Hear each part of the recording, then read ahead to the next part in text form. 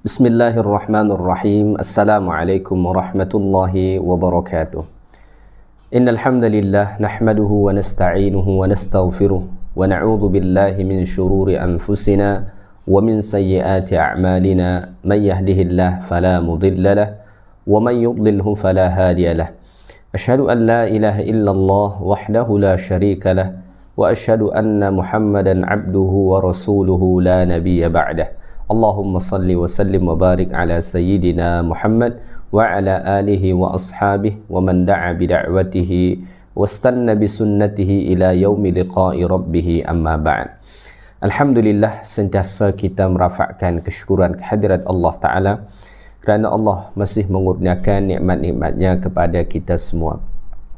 Tuan-tuan, puan-puan muslimin muslimat yang dikasihi lagi dirahmati Allah Subhanahu wa Ta'ala sekalian, InsyaAllah pada subuh ni kita sambung semula kuliah tafsir Al-Quranul Karim, yang mana pada kuliah yang lepas Alhamdulillah kita telah pun sampai pada ayat 212 daripada surah Al-Baqarah. So pada subuh ni insyaAllah kita sambung bermula daripada ayat 213 sehinggalah nanti ayat-ayat berikutnya insyaAllah ta'ala. Baik, sebelum kita membahaskan ayat-ayat Allah Ta'ala ni, saya bacakan dulu beberapa ayat yang insya-Allah Ta'ala kita akan bahaskan pada subuh ini. A'udzu billahi minasy syaithanir rajim. Kana an-nasu ummatan wahidatan fab'atha Allahu an-nabiyyina mubashshirina wa munzirin. وأنزل معهم الكتاب بالحق ليحكم بين الناس فيما اختلفوا فيه وما اختلف فيه إلا الذين أوتوه من بعد ما جاءتهم البينات بغيا بينهم فهدى الله الذين آمنوا لما اختلفوا فيه من الحق بإذنه والله يهدي من يشاء إلى صراط مستقيم. أم حسبتم أن تدخلوا الجنة ولما يأتكم مثل الذين خلوا من قبلكم مستهم البأساء والضراء وزلزلوا حتى يقول الرسول والذين آمنوا معه متى نصر الله ألا إن نصر الله قريب. يسألونك ماذا ينفقون قل ما أنفقتم من خير فللوالدين والأقربين واليتامى والمساكين وابن السبيل وما تفعلوا من خير فإن الله به عليم. Sadaqallahul Azim. Ya. Baik tuan-tuan, puan-puan muslimin muslimat yang dikasihi lagi dirahmati Allah Ta'ala sekalian, mari sama-sama kita perhatikan ayat Allah Ta'ala pada ayat 213.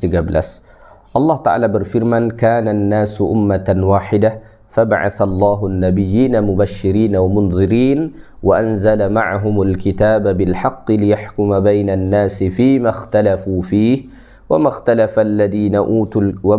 فيه إلا الذين أوتوه من بعد ما جاءتهم البينات بغيا بينهم فهدى الله الذين آمنوا لما اختلفوا فيه من الحق بإذنه والله يهدي من يشاء إلى صراط مستقيم.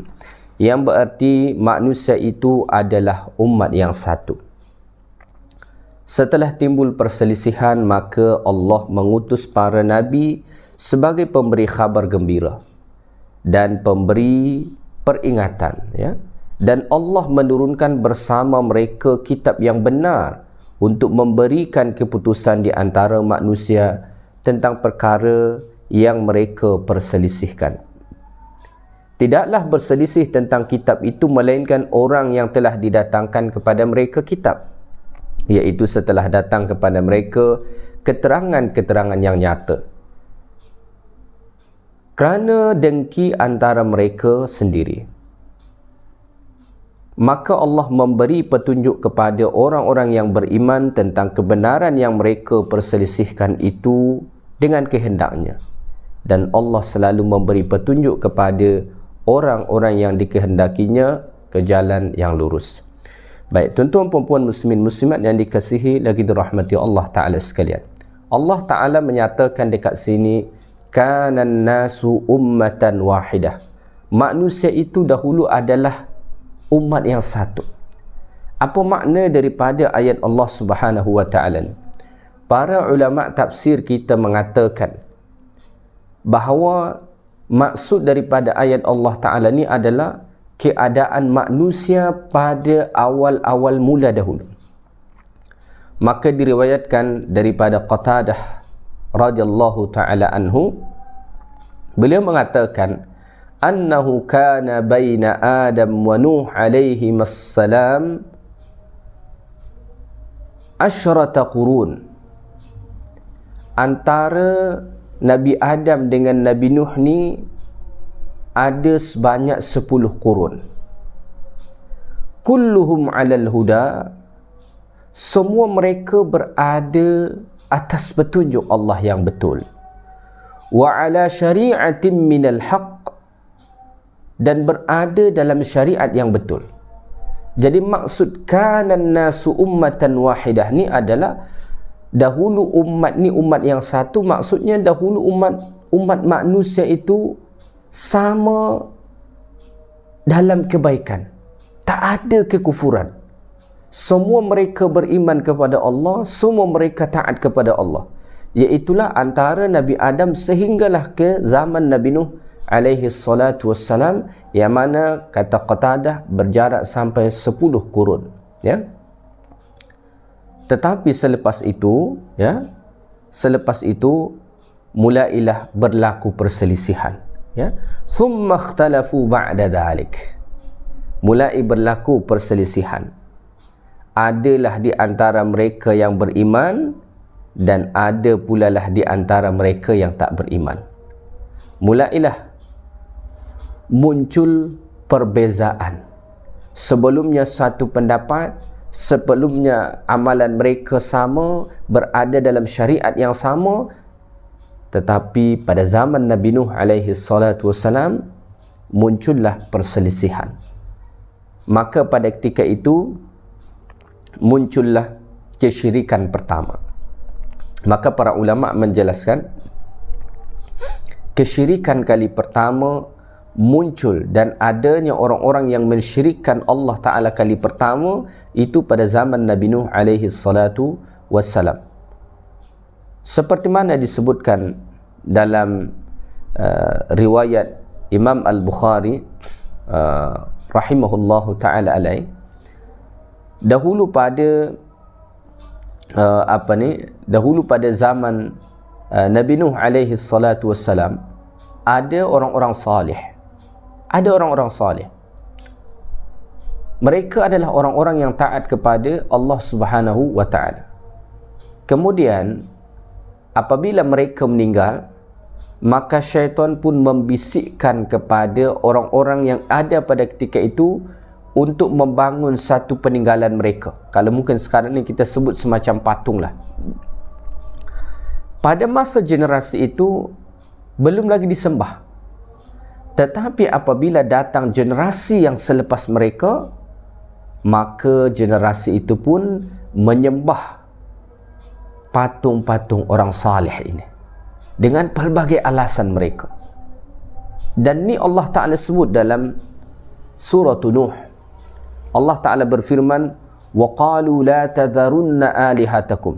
Ketika mana Nabi Nuh alaihi salatu wassalam bersusah payah berdakwah kepada mereka, orang-orang musyrik ini berkata, "La tadharunna alihatakum." Jangan kamu tinggalkan Tuhan-Tuhan kamu. "Wa la tadharunna wadda wa la suwa'a wa la yaghutha wa ya'uqa wa nasra."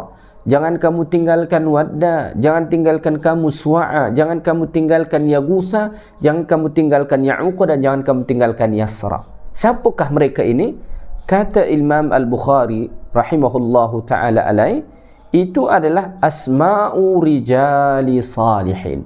Itu adalah nama orang-orang yang salih min qaumi Nuh, daripada kaum Nabi Nuh alaihi salatu wassalam, yang akhirnya mereka sembah, mereka jadikan sekutu kepada Allah Subhanahu wa taala. Jadi kana an-nasu ummatan wahidah, dahulu manusia ni adalah umat yang satu, dalam erti semua dahulu umat manusia ni adalah orang-orang yang mentauhidkan Allah taala, orang-orang yang tunduk kepada Allah Subhanahu wa taala. Maka para ulama mengatakan adalah al-aslu at-tauhid. Asalnya manusia ni adalah mentauhidkan Allah Subhanahu wa taala. Kemudian baru muncul kesyirikan. Maka apabila manusia ni mulai ada perselisihan, ya, ada yang beriman, ada yang kufur, ya, ada yang mentauhidkan Allah, ada yang mensyirikkan Allah taala, maka Allah Subhanahu wa taala pun menghantar rasul, ya. Allah taala pun menghantar rasul. Maka Allah taala berfirman, faba'atsallahu an-nabiyyin, maka Allah taala pun mengutuslah para nabi-nabi Allah Subhanahu wa taala. Ya, Allah taala menghantar nabi-nabi Allah Subhanahu wa taala.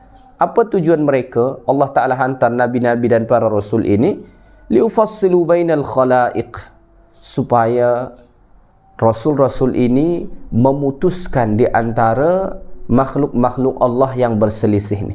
Ada yang beriman dan ada yang tak beriman. Jadi rasul-rasul ini diutus Allah taala untuk memberikan keputusan, menjelaskan mana yang hak dan mana yang batil, mana yang betul, mana yang tak betul. Faba'atsallahu an-nabiyyin, Allah taala menghantar nabi-nabi yang begitu banyak, ya, sangat banyak para nabi-nabi diutus Allah taala. Begitu juga dengan dengan rasul-rasul Allah Subhanahu wa taala, ya. Tugas mereka apa? Mubashshirina wa munzirin, menyampaikan khabar gembira kepada orang-orang yang taat kepada Allah bahawa mereka akan mendapatkan ganjaran terbaik daripada Allah taala, bahawa mereka akan mendapatkan kenikmatan, sama ada kenikmatan pada badan mereka, kenikmatan pada hati mereka, kenikmatan dalam kehidupan mereka dekat dunia, dan kenikmatan untuk kehidupan mereka di akhirat nanti. Ini tugas para rasul pertama. Yang kedua, wa munzirin, rasul-rasul ni atau nabi-nabi ni diutus Allah taala untuk menyampaikan peringatan tentang azab Allah taala bagi mereka-mereka yang bermaksiat kepada Allah Subhanahu wa taala. Jadi tugas para nabi itu diutus Allah taala dua ni, ya, secara amnya, mubasyirin wa munzirin, ya, menyampaikan khabar gembira dan peringatan. Para ulama mengatakan, ya, ini dapat kita jadikan sebagai satu panduan dalam berdakwah, bahawa ketika mana kita mengajak orang ke jalan Allah taala, kita kena seimbangkan antara yang dua ni, menyampaikan khabar gembira dan menyampaikan peringatan-peringatan azab Allah. Jangan terus menerus kita hanya menyampaikan tentang azab Allah taala, akhirnya orang terlalu ketakutan, ya. Tetapi juga jangan kita terus menerus menyampaikan khabar-khabar gembira sahaja seolah-olah tak ada azab. Maka ada masanya kita sampaikan khabar gembira, janji-janji nikmat daripada Allah taala, ya, ganjaran-ganjaran terbaik daripada Allah taala, dan ada masanya kita sampaikan peringatan-peringatan daripada Allah taala. Wa anzala ma'ahumul kitaba bil haqq, dan Allah taala menurunkan beserta nabi-nabi ini al-kitaba bil haqq, kitab yang benar.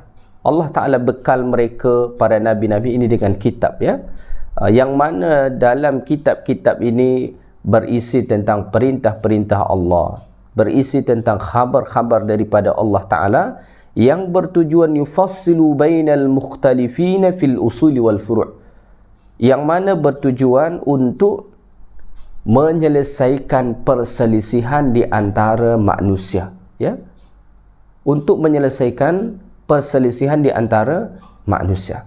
Maka dalam Al-Quran Allah Ta'ala mengatakan, wa in tanaza'tum fi syai'in farudduhu ila Allahi wa rasulih. Kalau kamu berselisih, ya, berbantah-bantah tentang suatu perkara, farudduhu ila Allahi wa rasulih, kembalikanlah kepada Allah dan Rasul Allah Subhanahu wa Ta'ala. Maka kitab-kitab ni, ya, diturunkan Allah Ta'ala kepada Nabi-Nabi Allah Ta'ala, ya, antara tujuannya adalah supaya dapat menjelaskan, memutuskan perselisihan-perselisihan yang ada dalam kalangan umat manusia, ya. Dan itu adalah nikmat yang amat besar yang Allah Subhanahu wa Ta'ala kurniakan kepada kita, ya. Kemudian Allah Ta'ala mengatakan, wa makhtalafa fihi illa alladhina utuhu min ba'di ma ja'athumul bayyinatu baghyan bainahum. Ya, Allah Ta'ala mengatakan tidaklah berselisih tentang kitab itu melainkan orang yang telah didatangkan kepada mereka kitab, iaitu setelah datang kepada mereka keterangan-keterangan yang nyata kerana dengki antara mereka sendiri, ya. Selepas Allah Subhanahu wa Ta'ala menurunkan kitab ni, ya, selepas Allah Ta'ala menurunkan kitab ni kepada para nabi-nabi Allah Subhanahu wa Ta'ala, termasuklah kepada Rasulullah sallallahu alaihi wasallam, ya, ada tetap yang ingkar, ada tetap yang berselisih.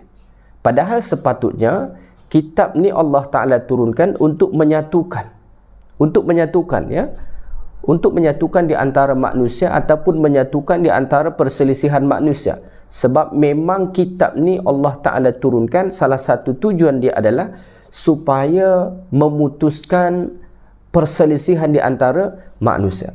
Maka selepas diturunkan kitab tu masih ada lagi yang berselisih, masih ada lagi yang berselisih. Tetapi Allah Ta'ala mengatakan, wa makhtalafa alladina wa makhtalafa fihi, tidak adalah yang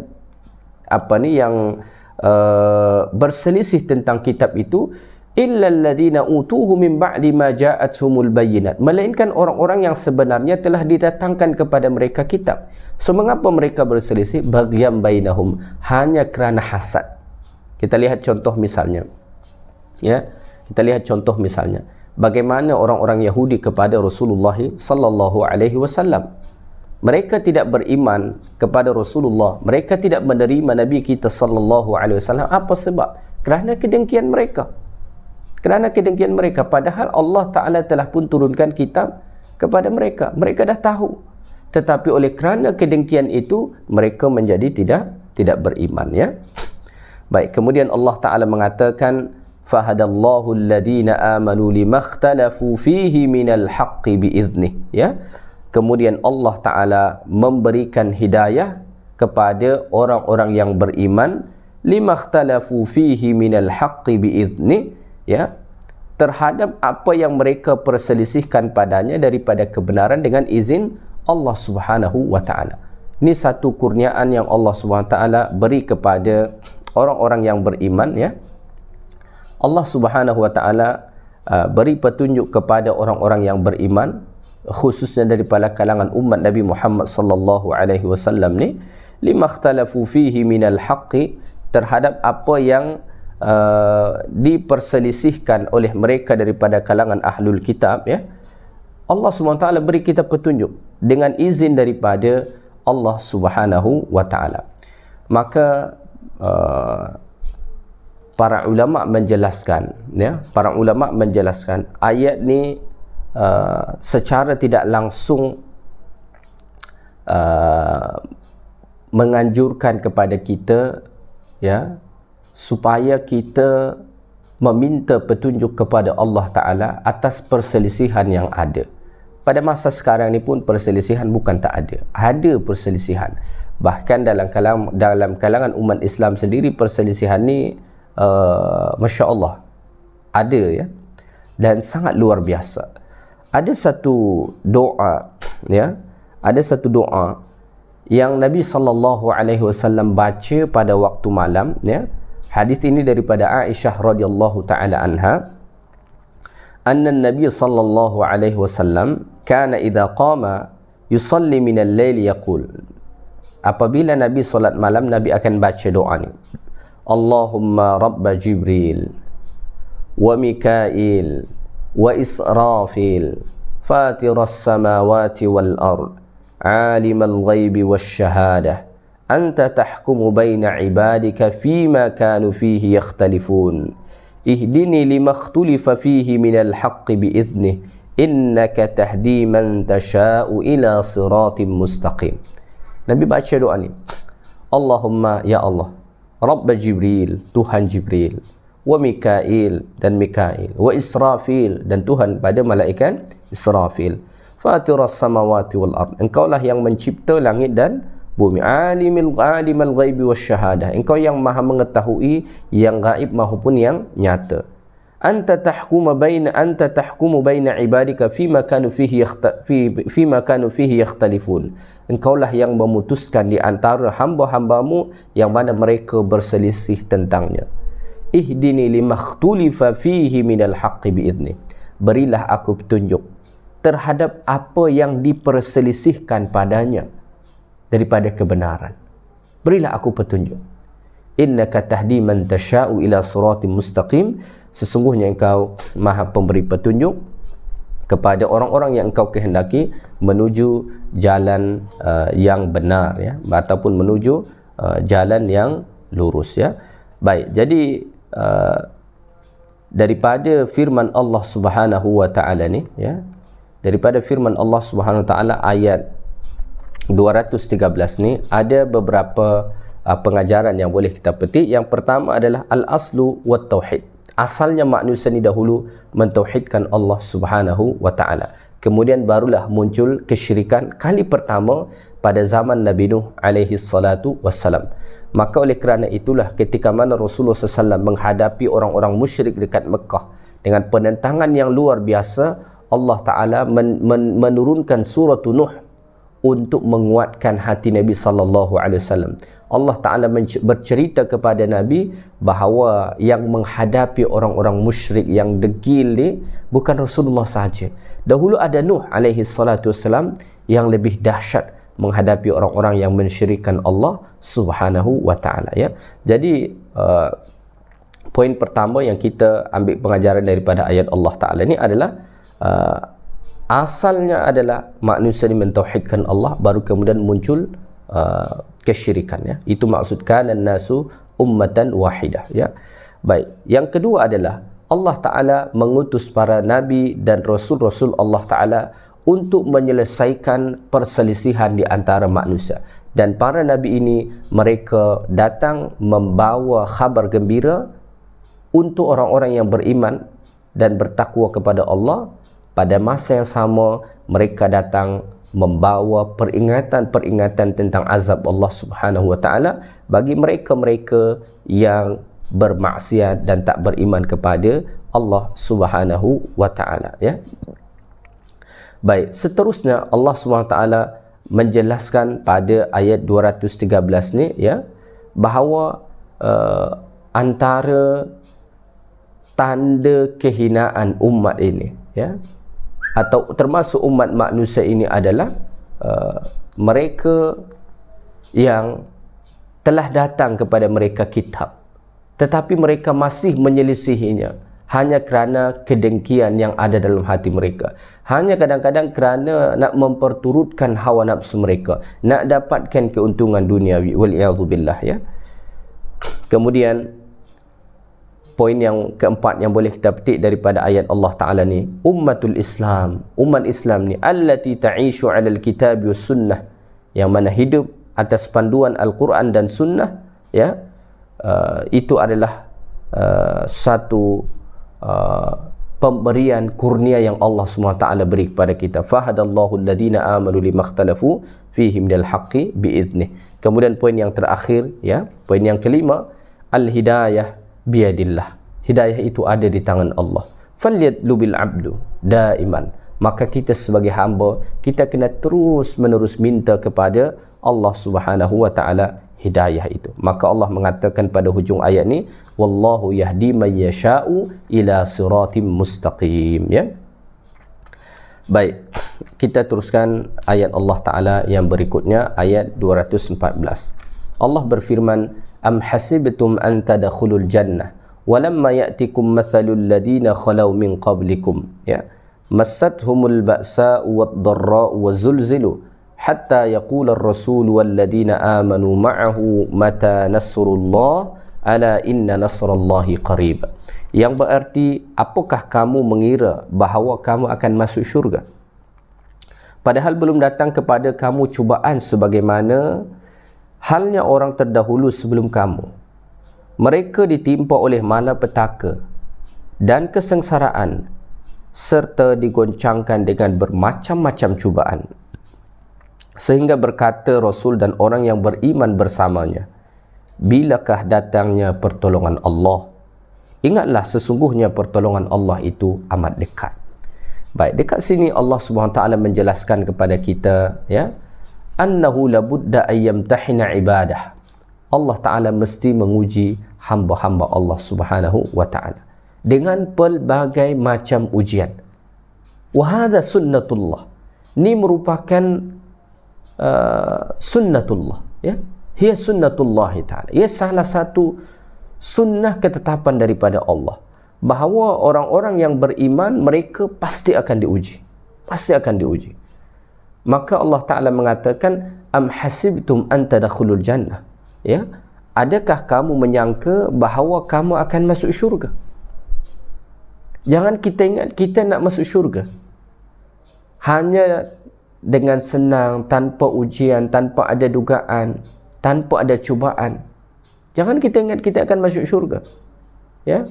Walamma ya'tikum mathalul ladina khalau min qablikum, ya, padahal belum lagi datang kepada kamu cubaan-cubaan seperti mana yang Allah Ta'ala timpakan kepada orang-orang sebelum kamu. Ya, ini memberi pengajaran kepada kita bahawa nak masuk syurga itu bukan senang. Ahlu syurga itu dekat dunia ni mereka diuji Allah Ta'ala dengan pelbagai ujian. Dan asyaddul bala, ujian paling tinggi itu Allah Ta'ala beri kepada para nabi-nabi Allah. Mengapa?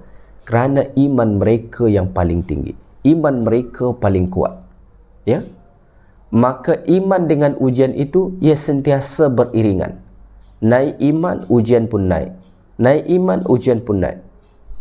Dalam surah Al-Ankabut, ya, dalam surah Al-Ankabut Allah Ta'ala menyatakan juga, kata Allah Ta'ala, hasiban nasu ayyutsraku ayyaqulu amanna wa hum la yuftanun. Adakah manusia itu menyangka kami biarkan mereka sekadar berkata amanna, kami telah beriman, wa hum la yuftanun, padahal mereka belum diuji, kata Allah. Maka Allah mengatakan, walaqad fatanna alladhina min qablihim, kami telah menguji orang-orang sebelum mereka. Fala ya'lamanna Allahu alladhina sadaqu wa la ya'lamanna al-kadhibin. Sehingga kan Allah Ta'ala mengetahui siapa yang betul-betul beriman dan siapa yang hanya dusta iman dia. Dengan ujian itu maka nampaklah seseorang betul-betul beriman ataupun tidak. Sebab ada orang kadang-kadang ketika mana Allah Ta'ala menguji dia, Allah Ta'ala beri dia cubaan, dia menganggap cubaan Allah itu sebagai azab daripada Allah. Wal'iyahzubillah. Padahal ia adalah satu ujian daripada Allah Subhanahu Wa Ta'ala. Maka melalui ujian ni Allah Ta'ala nampak siapa yang betul-betul beriman dan siapa pula sebenarnya yang berdusta dalam keimanan dia. Maka am hasibtum an tadkhulul jannah, jangan kamu menyangka bahawa kamu akan masuk syurga. Walamma ya'tikum mathalul ladina khalau min qablikum, padahal kamu belum lagi menghadapi cubaan-cubaan berat seperti mana yang dihadapi umat-umat sebelum kamu. Kita ni kan nak senang dekat dunia, nak senang dekat akhirat, tak nak dengan sesuatu yang susah. Tapi sunnatullah tidak berkata begitu. Kita pasti diuji, tuan-tuan dan puan-puan sekalian, ya. Allah mengatakan massathumul ba'sa, orang-orang sebelum kamu, umat-umat sebelum kamu, mereka ditimpa al-ba'sa, malapetaka, keburukan. Sebagian ulama mentafsirkan ini bermakna al-faqr, kefakiran, miskin, susah. Allah Ta'ala uji mereka daripada kesusahan harta. Kesusahan harta. Maka kita lihat saja misalnya Rasulullah sallallahu alaihi wasallam. Baginda alaihi salatu wassalam biasa tak ada makanan dekat rumah. Kita alhamdulillah di rumah kita masih sentiasa ada makanan. Alhamdulillah, ya. Wad-dharra, mereka diuji Allah Ta'ala dengan kemudaratan-kemudaratan. Setengah ulama mentafsirkan ay al-amrad fi abdanihim. Allah uji mereka dengan penyakit pada tubuh badan mereka. Maka Nabi Allah pun diuji Allah Ta'ala dengan penyakit. Orang-orang salih pun diuji Allah Ta'ala dengan penyakit. Ya. Ini pelbagai ujian yang Allah Ta'ala beri. Wazulzilu, dan mereka digoncangkan. Digoncangkan sebab apa? Bi anwa'il makhawif, dengan pelbagai macam ketakutan yang menghampiri, sehingga kan jiwa mereka goncang. Kerana dahsyatnya ujian itu yang Allah Ta'ala beri kepada mereka. Ya. Kerana dahsyatnya ujian itu Allah Ta'ala beri kepada mereka. Kemuncak dia Allah mengatakan, hatta yaqular rasul, sehingga kan seorang rasul berkata, walladzina amanu ma'ahu, dan orang-orang yang beriman dengan rasul ni sampai-sampai berkata, mata nasrullah.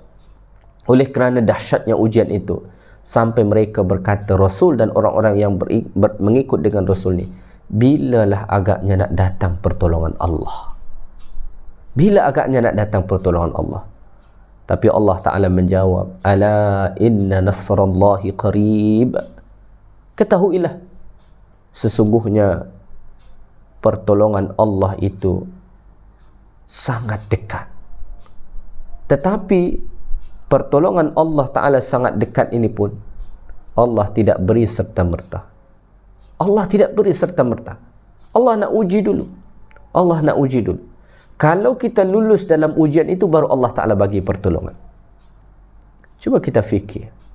Rasulullah sallallahu alaihi wasallam 13 tahun di kota Mekah. Nabi kita alaihi salatu wassalam menghadapi cabaran dakwah yang luar biasa. Nabi dibuli, Nabi disakiti, Nabi diboikot, dan masih banyak lagi seksaan-seksaan yang dilakukan orang-orang musyrik kepada Rasulullah dan orang-orang beriman pada ketika itu. Tetapi Allah Subhanahu wa Ta'ala seolah membiarkan, ya, seolah membiarkan dalam keadaan itu dulu sebagai ujian iman. Sebagai ujian iman. Allah nak tengok tahap mana kekuatan iman mereka. Bilal bin Rabah, seperti mana kita biasa dengar kisah beliau, diseksa di padang pasir yang sangat panas, diletak batu yang sangat besar di atas dadanya, hanya kerana beriman kepada Allah Ta'ala. Tetapi keimanannya tetap kukuh, keimanannya tetap teguh. Ahad, Ahad, Ahad, terus mengesahkan Allah Subhanahu wa Ta'ala. Jadi kalau nak masuk syurga, itu mesti kita menghadapi ujian. Dalam hidup ni, pelbagai macam ujian iman itu akan hadir. Ya, pelbagai ujian itu akan hadir. Kadang-kadang ujian itu datang daripada sisi ekonomi. Kadang-kadang ujian itu datang daripada pasangan hidup. Kadang-kadang ujian itu datang daripada anak-anak. Kadang-kadang ujian itu datang daripada ibu bapa kita. Kadang-kadang ujian itu datang daripada rakan-rakan kita, dan masih banyak lagi. Itulah ujian iman. Allah nak tengok tahap mana kekuatan iman kita. Apakah kita betul-betul beriman kepada Allah, atau kita hanya sekadar berlakon beriman kepada Allah? Maka mereka yang lulus dengan ujian itu, mereka itulah yang akan dimasukkan Allah Ta'ala ke dalam syurga Allah Subhanahu wa Ta'ala, ya. Baik, kita teruskan firman Allah Ta'ala ayat 215. So, saya ingat kita ayat 215 insya-Allah saya ingat kita akan bahaskan pada kuliah yang akan datang insya-Allah ya, sebab ni perbahasan tentang beberapa hukum syariat antaranya nanti siapakah yang perlu untuk kita beri nafkah ya. Jadi kita bahaskan pada subuh ni ayat 213 dan ayat 214 sahaja ya, yang mana ini tadi bercerita tentang tentang keadaan manusia, yang mana pada ayat 213 tadi keadaan manusia yang mana pada asalnya mereka mentauhidkan Allah, kemudian muncul perselisihan, ada muncul kesyirikan ya, kemudian Allah mengutus para nabi untuk menyelesaikan itu. Allah bekalkan para nabi ini dengan kitab untuk menyelesaikan perselisihan di kalangan umat manusia ya, tetapi masih saja ada yang berselisih, ada yang menentang oleh kerana kedengkian yang ada dalam hati mereka, tetapi Allah Ta'ala memberi petunjuk kepada orang-orang yang beriman atas perselisihan yang berlaku ya, dan Allah Ta'ala memberi petunjuk kepada orang-orang yang ia kehendaki kepada jalan yang lurus. Kemudian pada ayat 214 yang baru kita bahaskan tadi, itu satu ayat yang penting sangat untuk sentiasa kita ingati, untuk menguatkan jiwa kita ketika mana kita menghadapi ujian, bahawa syurga Allah Ta'ala itu bukan tempat yang murah, ia adalah tempat yang mewah, ia adalah tempat yang mahal. Maka nak sampai ke tempat yang mewah, tempat yang mahal itu, mestilah dia ada perjuangan. Kita nak ada rumah sahaja kena berjuang, kita nak ada kereta mewah sahaja kena mesti berjuang, apatah lagi nak dapat syurga. Nak dapat syurga itu nilai dia tak ada bandingan dengan dunia. Allah Ta'ala mengatakan dalam Al-Quran, arduhas samawati wal ard, luas dia seluas langit dan bumi. Dalam hadis dikatakan ia terbuat daripada emas dan perak. Ia adalah tempat yang sangat mahal. Seoleh kerana itu, orang-orang yang nak masuk ke dalam syurga, mereka mesti berjuang menghadapi ujian-ujian iman. Kalau kita lulus menghadapi ujian-ujian iman ni, barulah insya-Allah boleh kita masuk ke dalam syurga Allah Subhanahu wa taala. Dan kita kena ingat bahawa iman itu pasti diuji Allah. Allah tak biarkan kita sekadar mengaku beriman, padahal kita belum lulus menghadapi ujian-ujian iman yang Allah Ta'ala beri kepada kita. Tuan-tuan, puan-puan, muslimin, muslimat yang dikasihi lagi dirahmati Allah Ta'ala sekalian, saya ingat setakat ni sahaja kuliah kita pada subuh ni. Moga-moga kuliah ni bermanfaat untuk kita semua. Yang baik daripada Allah Subhanahu wa Ta'ala, yang kurang daripada saya, insya-Allah kita akan sambung pada kuliah yang akan datang. Subhanakallahumma bihamdik, asyhadu an la ilaha illa anta, astaghfiruka wa atubu ilaik. Assalamualaikum warahmatullahi wabarakatuh.